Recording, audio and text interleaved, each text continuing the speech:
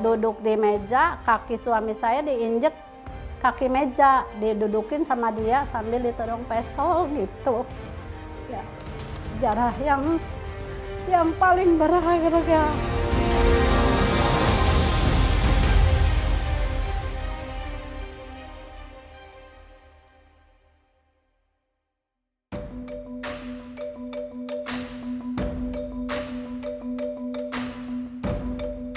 Saat dasar negara dirumuskan, BPU PKI terbelah dan berbeda pendapat dalam menentukan dasar negara.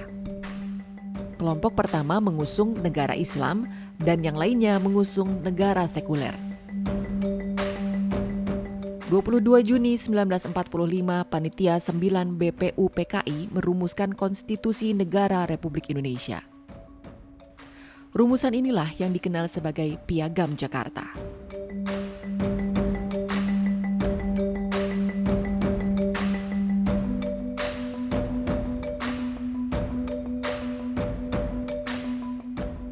Saat sidang kedua BPU PKI, Piagam Jakarta masuk ke dalam pembukaan konstitusi dan juga ke dalam pasal 29.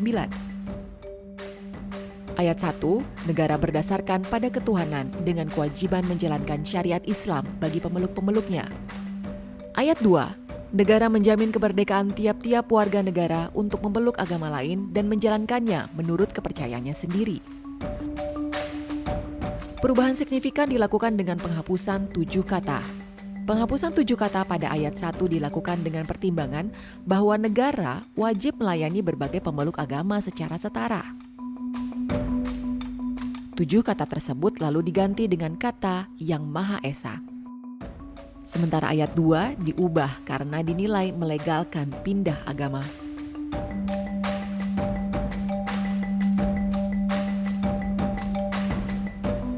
Piagam Jakarta diubah, tetapi agama dan kepercayaan tetap diatur oleh negara. Apakah keduanya terpisah? Atau kepercayaan merupakan bagian dari agama? Terlepas dari perdebatan tersebut, Departemen Agama dibentuk pada 3 Januari 1946 untuk mengurusi isu agama. Dengan otoritasnya, Departemen Agama menentukan Islam, Kristen, dan Katolik sebagai agama yang dilayani. Hindu dan Buddha kemudian diakui dan dilayani sebagai agama pada akhir 1950-an, sekalipun perkembangannya jauh lebih awal dari Islam dan Kristen. Tahun 1965, Konghucu juga diakui sebagai agama. Sedangkan penghayat kepercayaan yang juga menuntut pengakuan dan layanan dari negara melalui Departemen Agama ditolak. Karena kepercayaan dianggap bukan merupakan agama dan bahkan dituduh sebagai kelompok sesat.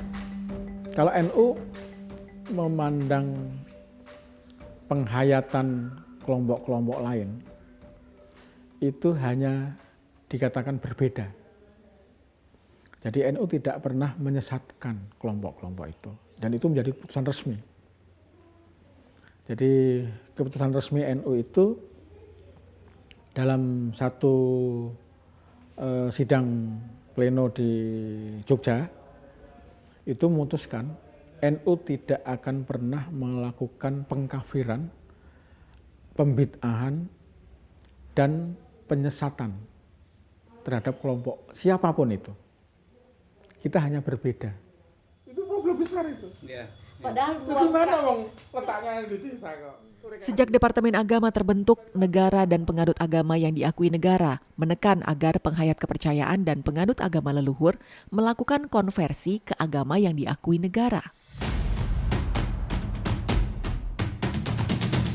6 tahun setelah dibentuk, Departemen Agama membuat Badan Koordinasi Pengawas Aliran Kepercayaan Masyarakat atau Bakor-Pakem. Fungsinya sebagai pengawas dari aliran kebatinan atau kepercayaan. Tahun 1965 disahkan Undang-Undang Nomor 1 PNPS tentang pencegahan penyalahgunaan dan atau penodaan agama. Dalam penjelasannya, aliran kepercayaan diklaim sebagai kelompok yang dapat mengganggu ketertiban umum. Pasca peristiwa 30 September 1965, penghayat kepercayaan diintimidasi dan bahkan dipersekusi. Karena mereka dituduh sebagai antek komunis, anti agama, dan ateis. Untuk bebas dari tuduhan, mereka diharuskan berafiliasi ke salah satu agama yang diakui negara.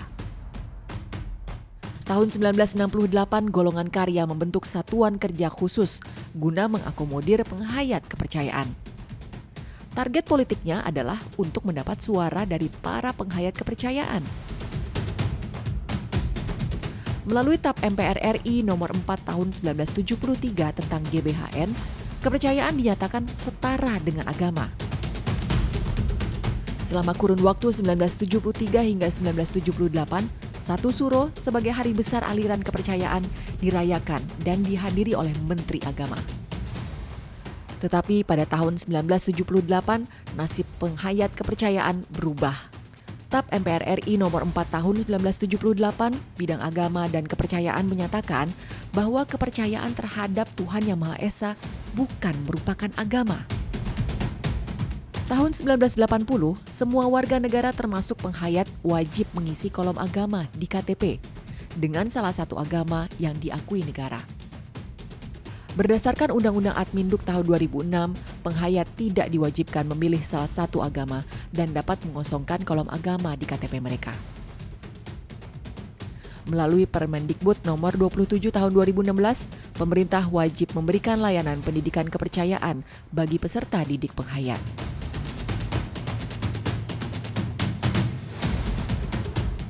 7 November 2017, penganut agama leluhur dan penghayat kepercayaan memasuki babak baru.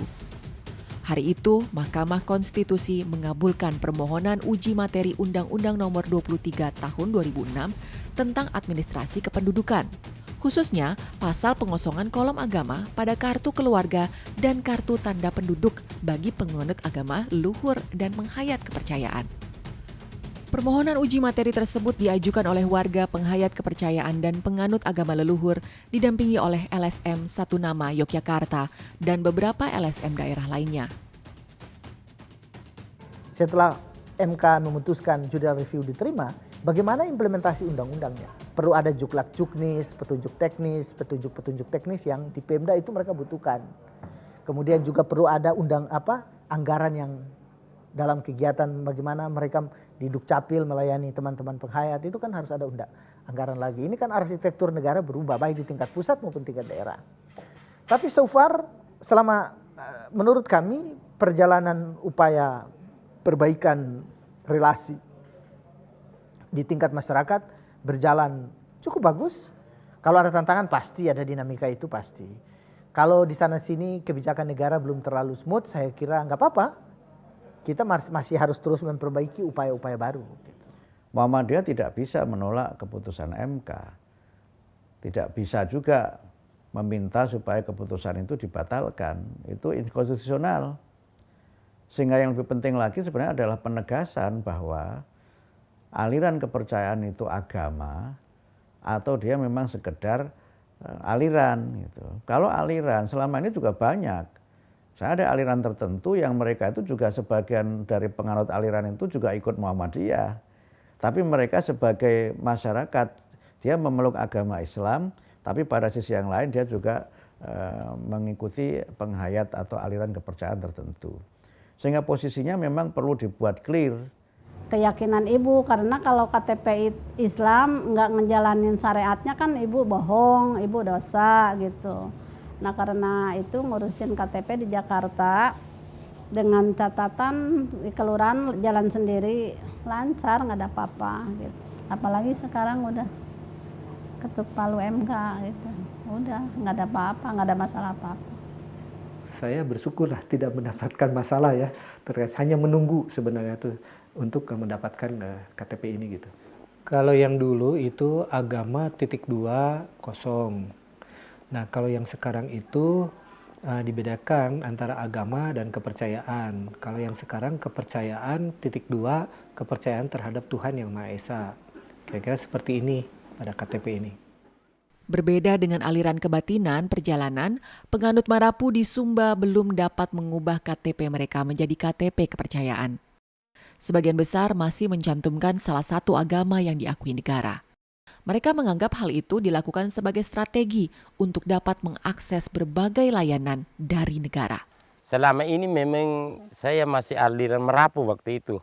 Macam agama ini kan macam seperti yang macam tidak dipercaya atau macam belum sah bahwa dipercaya. Maka kalau kita ada di agama ini maka jelas mungkin nanti ada, siapa tahu ada kendala. Maka secara garis besar bahwa agama yang sudah diaku di Indonesia bahwa ada 6, maka lebih baik kita ikut di agama Katolik, maka kita isi di agama Katolik.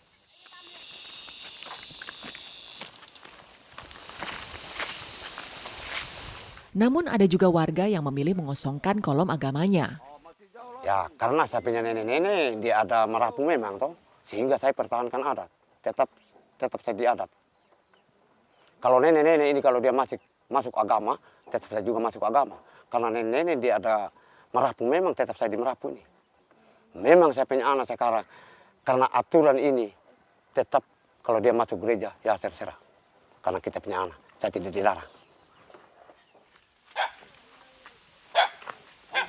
Oh, sini sudah saya punya rumah. Di Sumba, keberadaan agama Kristen dan Katolik memiliki sejarah yang panjang. Keduanya bahkan telah menjadi bagian dari identitas Sumba.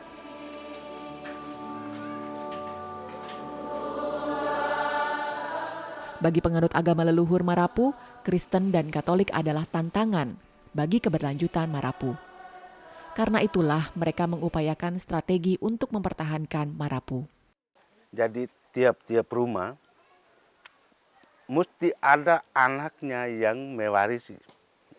Jadi tidak boleh lepaskan namanya adat ini. Mau kasih sekolah semua atau mau kasih masuk gereja semua, nanti kalau bapak tuanya sudah tua, mau siapa lagi? Nah, itu tidak bisa kita di sini, harus ada yang diwariskan nanti sesudah tua, apalagi sudah dipanggil Tuan. Jadi anak saya 9, yang belum baptis masih 2. Yang lain sudah baptis semua. Yang bungsu yang mewariskan saya nanti, sesudah saya tua.